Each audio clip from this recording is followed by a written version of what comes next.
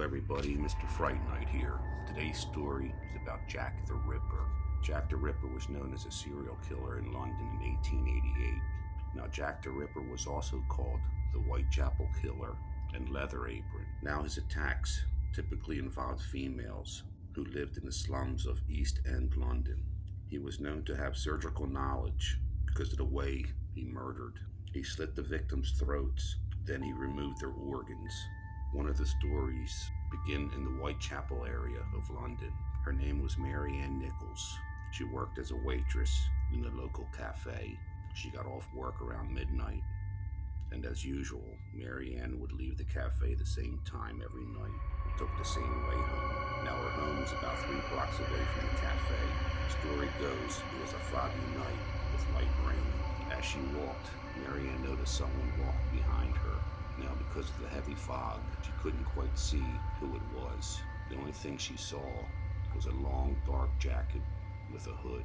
As she walked, the fog got thicker and it was very hard to see in front of her. So Mary Ann continued walking. She heard light footsteps behind her.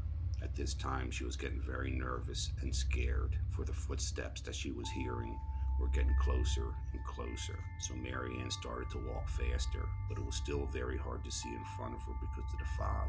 Mary Ann was about a block away from her home when she was attacked. She was found dead at 12:45 a.m. on August 31st, 1888. Her throat was slashed, and the odd thing about it, her stomach was cut open.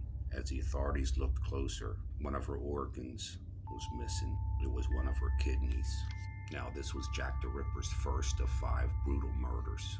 These murders went on for 3 months. The other victims were Annie Chapman, Elizabeth Stride, Kathy Eddowes, and Mary Jane Kelly, and all of them were killed the same way. Their throats were cut and their stomachs were slashed open. But the strange thing about it, each of the victims had a different organ missing. Annie was missing her heart. Elizabeth, one of her lungs was missing. Kathy had her liver cut out, and Mary Jane was missing her spleen. Jack the Ripper planned his attacks at night in the fog, so he wouldn't be noticed by people in the town. Now, people were on the edge, walking in pairs in the night fog.